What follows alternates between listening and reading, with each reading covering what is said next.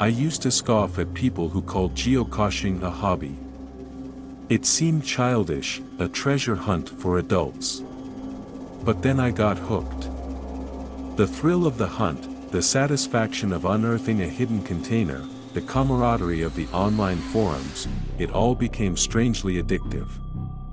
Every weekend, I'd be out with my GPS, scouring parks and trails, unearthing ammo cans filled with trinkets and travel bugs. This particular Saturday was different. The cache description hinted at an abandoned quarry on the outskirts of town, a place known locally as the Pit. The locals spoke of strange lights and unsettling sounds emanating from its depths, but dismissals of it as teenage pranks never stopped the whispers.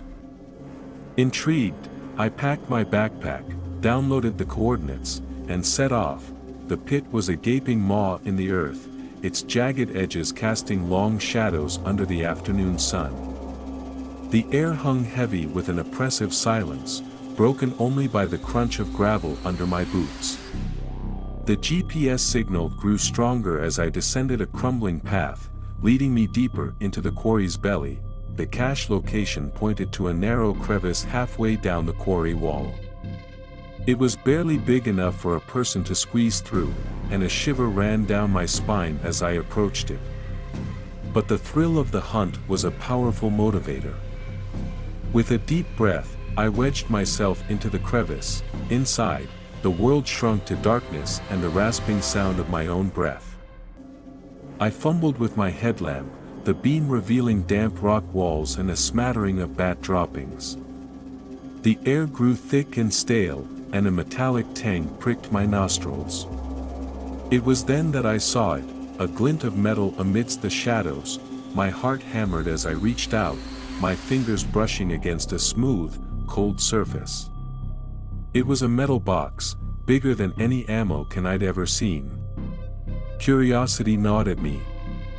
Ignoring a rising sense of unease, I pried it open. The stench hit me first, a suffocating mix of decay and something far more sinister. Then came the sight. Inside the box, nestled in a bed of shredded fabric, was a human skull. It leered back at me, empty sockets seeming to bore into my soul. Panic flooded my system. I scrambled back, scraping my skin raw against the rock. My headlamp flickered, then died, plunging me into complete darkness. Terror choked my scream as I fumbled for my phone. Its light a pitiful beacon in the suffocating dark. The phone's screen displayed a single, chilling message: "Welcome. We've been waiting for you," the message repeated, accompanied by a low, guttural growl that seemed to vibrate from the very rock walls. My blood ran cold. I wasn't alone down here. Something was awake, something ancient and evil. Blind terror propelled me forward. I squeezed through the crevice, emerging back into the daylight with a gasp. The pit seemed different now, the silence replaced by a low, ominous hum that resonated in my bones. I sprinted back towards the path, the sound of the growl getting closer. My lungs burned, legs screaming in protest, but I dared not look back. Just as I reached the path, a heavy hand slammed onto my shoulder. I shrieked, whirling around to see a figure silhouetted against the setting sun. It was tall and gaunt, its skeletal frame draped in tattered rags. Its face was obscured by shadows, but two glowing red eyes burned through the gloom. The creature let out a bone-chilling rasp. "You shouldn't have come here." I didn't wait to hear more. I scrambled up the path, the creature's ragged moans echoing behind me. I didn't stop running until I burst through my front door, slamming it shut and collapsing against it, gasping for breath. That night, I tossed and turned, haunted by the empty sockets of the skull and the glowing eyes of the creature. Sleep, when it came, was filled with nightmares of twisting tunnels and skeletal hands reaching out from the darkness. The next morning, the urge to call the police warred with a primal fear. What would I tell them? That I found a skull in a creepy abandoned quarry while geocaching? They'd laugh me out, but the message on my phone, the creature. I couldn't just ignore it. Desperate, I turned to the geocaching forum, recounting my experience, minus the creature, of course. Silence. No replies. As the hours ticked by, a horrifying realization dawned on me. There were no other posts about the pit. No logs, no finds, nothing. Panic gnawed at me. I tried calling the number listed on my profile for the cache owner, a username, Digger13. It went straight to voicemail, a gravelly voice rasping, "Leave a message, but don't expect a reply." My stomach lurched. This wasn't a game anymore. Desperate for answers, I scoured the web for any information on the pit or Digger13. Dead end. It was like both the place and the user had been scrubbed from the internet. My last hope was the geocaching forum. Hours later, a single reply appeared on my thread. It was from a username, Ultimer, a seasoned geocacher known for cryptic advice. It read, "The pit holds more than treasures. Sometimes, it claims them too. Leave the past buried. Walk away." This cryptic message fueled my fear.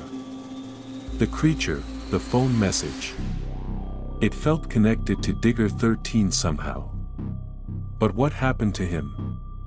Was he another unfortunate soul who stumbled upon something he shouldn't have? Sleep was a stranger that night. Every rustle of leaves outside my window sounded like approaching footsteps. The next morning, I knew I couldn't stay paralyzed by fear. I had to go back. Armed with a flashlight and a fresh wave of determination, I returned to the pit. This time, I wasn't searching for a cache. I was searching for answers. The air inside the quarry felt thick with a malevolent presence. Following the faint scent of decay, I ventured deeper than before, the silence broken only by my ragged breaths. Finally, the stench grew overpowering, leading me to a hidden cave mouth. Taking a deep breath, I shone the flashlight inside. The walls glistened with moisture, revealing a makeshift altar adorned with bones and withered offerings. And there, in the center, lay another metal box, identical to the one I had found. My heart hammered a frantic rhythm against my ribs. A cold dread washed over me as I realized what I might find inside. But this time, I couldn't turn back. Slowly, I approached the box. With a trembling hand, I pried it open. This time, there was no skull. Instead, I found a worn leather-bound journal. Hesitantly, I flipped through the yellowed pages. They were filled with meticulous sketches of the creature I had encountered, along with frantic scribbles detailing its origins. Digger13, whose real name was Henry, had stumbled upon the creature while geocaching years ago.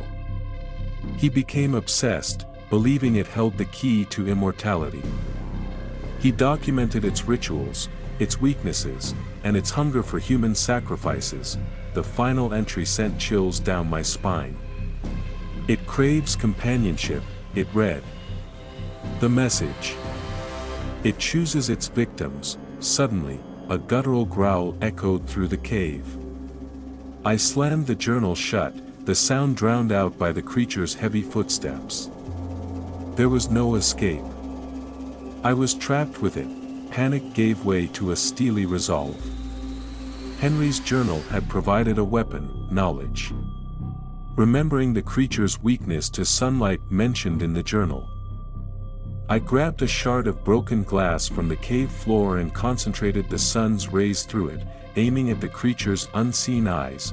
A deafening shriek ripped through the cave as the creature recoiled from the burning light. Using this opportunity, I scrambled back towards the cave entrance, the creature's enraged growls echoing behind me. Just as I reached the sunlight, it lunged, its skeletal hand reaching out from the darkness. With a final burst of adrenaline, I kicked at the creature's grasping hand, sending it tumbling back into the cave. I didn't dare look back as I sprinted out of the pit, the journal clutched tightly in my hand.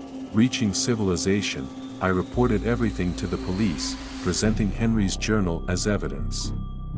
They were skeptical at first, but the detailed sketches and the undeniable presence of the creature's lair in the pit convinced them. The area was sealed off, and the hunt for the creature began. As I burst out of the pit, gasping for breath, I turned for one last glimpse. A dark shape shifted in the shadows of the cave entrance, its red eyes gleaming malevolently. It let out a blood-curdling roar, then retreated back into the darkness. I stumbled back from the cave, the journal clutched tightly in my hand. My voice trembled as I narrated, "I don't know what that thing is, or what it wants, but I know this.